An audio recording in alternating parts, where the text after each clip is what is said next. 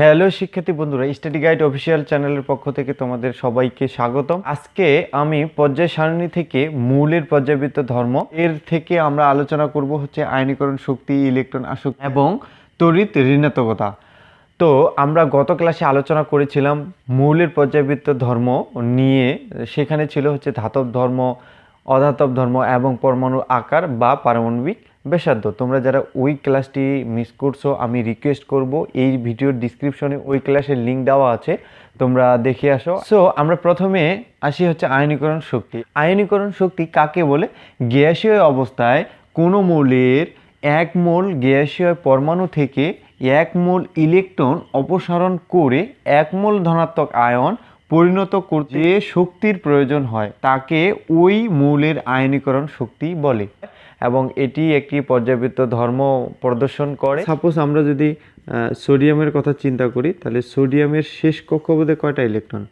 শেষ কক্ষপথে একটা ইলেকট্রন না? এই সোডিয়াম কি করবে? একটা ইলেকট্রন ত্যাগ করে, অর্থাৎ আমরা যদি এদিকে লিখি সোডিয়াম, এইখান থেকে একটা ইলেকট্রন ত্যাগ করলে কিসে পরিণত হবে? সোডিয়াম প্লাসে পরিণত হবে। ইলেকট্রন সে ঠিক এরকম অবস্থা ধারণ করবে, অর্থাৎ তখন শেষ কক্ষপথে কয়টা ইলেকট্রন থাকবে? তখন শেষ কক্ষপথে ইলেকট্রন থাকবে হচ্ছে 8টা, আর এখানে সৃষ্টি হবে প্লাস। তাহলে এই যে একটা ইলেকট্রন ত্যাগ করে সোডিয়াম প্লাসে পরিণত হইল, এইটা হতে যে শক্তিটার প্রয়োজন হয়েছে সেটাই হচ্ছে আয়নীকরণ শক্তি। ক্লিয়ার?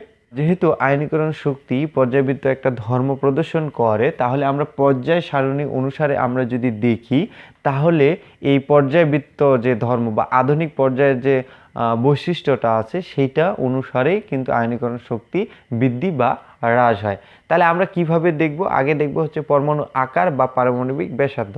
তাহলে আমরা জানি এই পর্যায় সারণীর বাম দিকের মৌলগুলোর পারমাণবিক আকার বেশি এবং ডান দিকে যে মৌলগুলো আছে সেগুলোর পারমাণবিক ব্যাসার্ধ কম। তাহলে কেন? এটার কারণ আমরা গত ক্লাসে বিস্তারিত আলোচনা করেছি। তোমরা যারা দেখোনি, এই ভিডিওর ডিসক্রিপশনে লিঙ্ক দেওয়া আছে, দেখে আসো। সো এইখানে আমরা যখন দেখব যে এর আকৃতি বড়, তাহলে এই আয়নীকরণ শক্তি যে মৌলের পারমাণবিক ব্যাসার্ধ বেশি তার আয়নীকরণ মান হচ্ছে কম, আর যে মৌলের পরমাণুর আকার বা পারমাণবিক ব্যাসার্ধ কম আয়নীকরণ শক্তি বেশি। এখানে আমরা যদি গ্রুপ 1-এর কথা চিন্তা করি, গ্রুপ 1 লিথিয়াম, তারপরে হচ্ছে সোডিয়াম, পটাশিয়াম, রুবিডিয়াম, ফ্রান্সিয়াম, এটা হচ্ছে গ্রুপ 1। গ্রুপ 1-এ যে মৌলগুলো আছে lithium, sodium, potassium, rubidium, francium, এই যে মৌলগুলো আছে এখানকার মধ্যে তাহলে সবচেয়ে বেশি কার আয়নীকরণ শক্তি? তো আমরা যদি সবচেয়ে বেশি আয়নীকরণ শক্তি দেখি, তাহলে এই কয়েকটা মৌলের মধ্যে পারমাণবিক ব্যাসার্ধ বা পরমাণুর আকার সবচেয়ে ছোট কার? সবচেয়ে ছোট কিন্তু হচ্ছে লিথিয়ামের। আস্তে আস্তে কি হচ্ছে? পারমাণবিক আকারটা বৃদ্ধি হচ্ছে, তার মানে আয়নীকরণ শক্তি কমে যাচ্ছে। তাহলে এখান থেকে আমরা বলতে পারি যে লিথিয়ামের আয়নীকরণ শক্তি বেশি। কি? আয়নীকরণ শক্তি বেশি। কেন? কারণটা হচ্ছে লিথিয়ামের পরমাণু আকারটি এই বাদবাকি পরমাণুগুলোর থেকে ছোট। তাহলে তারপরে সবচেয়ে যদি বেশি হয়, তারপরে হচ্ছে সোডিয়াম, তারপরে কি পটাশিয়াম, তারপরে রুবিডিয়াম, তারপরে সিজিয়াম, তারপরে হচ্ছে ফ্রান্সিয়াম। ক্লিয়ার? পর্যায় অনুসারে যদি আমরা দেখি, যেমন হচ্ছে sodium, magnesium, aluminium, silicon, phosphorus, chlorine, এগুলো হচ্ছে কিন্তু পর্যায় 3। এই পর্যায় 3 মৌলগুলো আমরা দেখলে কি দেখব? এখানে আছে সোডিয়াম, তারপরে ম্যাগনেসিয়াম, তারপরে অ্যালুমিনিয়াম, তারপরে হচ্ছে কি সিলিকন, তারপরে ফসফরাস, ক্লোরিন। তো আমরা কি জানি?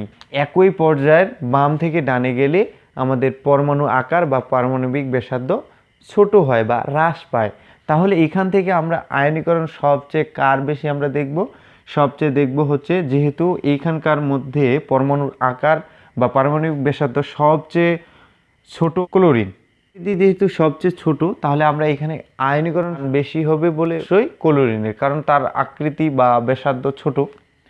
তো আমরা এর ক্ষেত্রে দেখব ক্লোরিন, তারপরে হচ্ছে ফসফরাস, তোমার হচ্ছে সিলিকন, সিলিকনের থেকে একটু বড় অ্যালুমিনিয়াম, একটু বড় হচ্ছে ম্যাগনেসিয়াম, ম্যাগনেসিয়ামের থেকে একটু বড় হচ্ছে সোডিয়াম।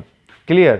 তাহলে আমরা পর্যায় দেখলাম, গ্রুপ দেখলাম। নিষ্ক্রিয় গ্যাসের সাথে যে গ্রুপটা আছে সেইখানে মৌলগুলোর সবচেয়ে আয়নীকরণ শক্তি বেশি, সেগুলো আরেকটা উপর নির্ভর করে, সেটা হচ্ছে ইলেকট্রন বিন্যাস।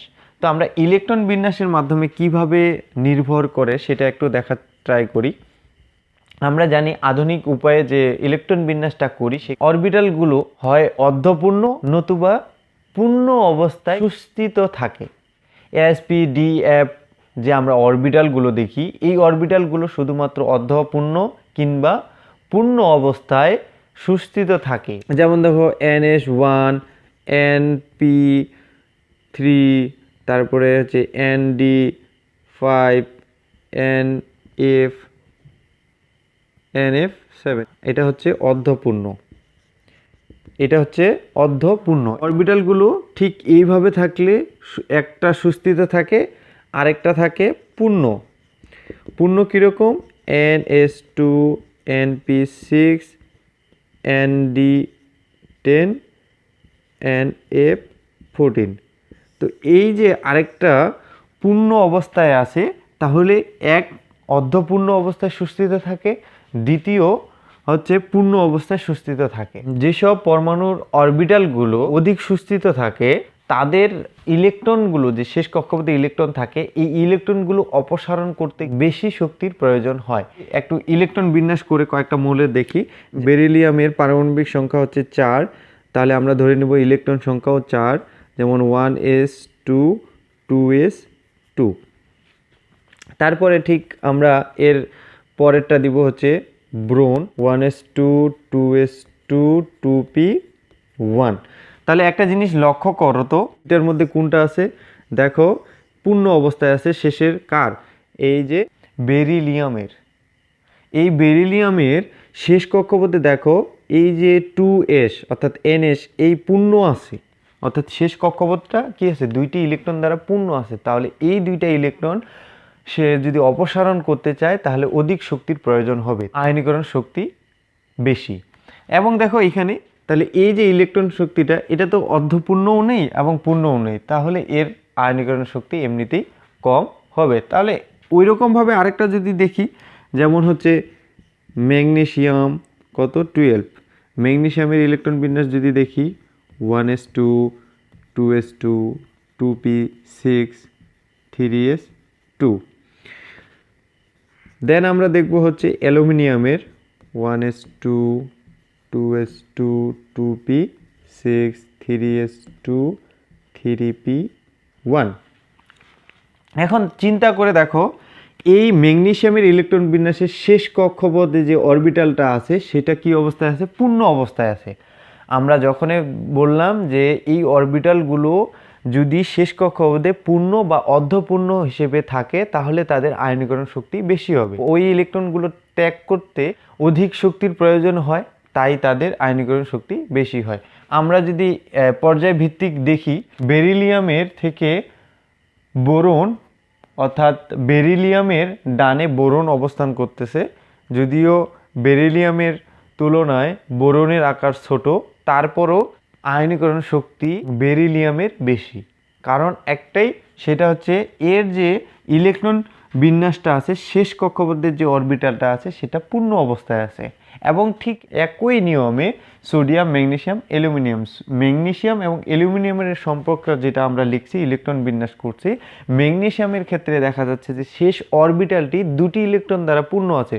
সো সেক্ষেত্রে এই অরবিটালটি যে সুস্থিত অবস্থায় আছে, যার জন্য এখান থেকে এই দুইটা ইলেকট্রন অপসারণ করতে কিন্তু অধিক শক্তির প্রয়োজন হবে, তাই এর আয়নীকরণ শক্তি বেশি হবে।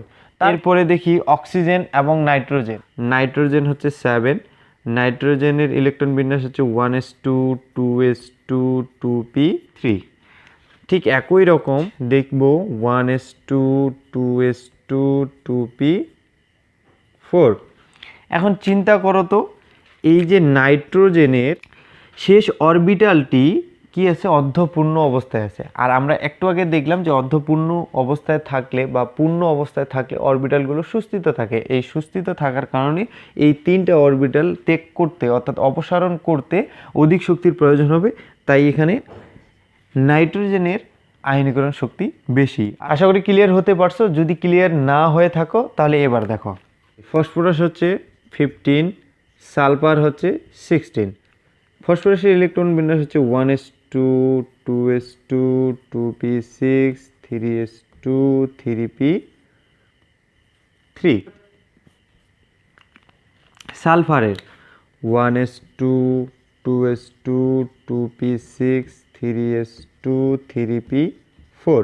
তাহলে একটা জিনিস লক্ষ্য করো, এই উপরের ফসফরাসের যে শেষ অরবিটালটা আছে সেটা অর্ধপূর্ণ অবস্থায় আছে। তাহলে এই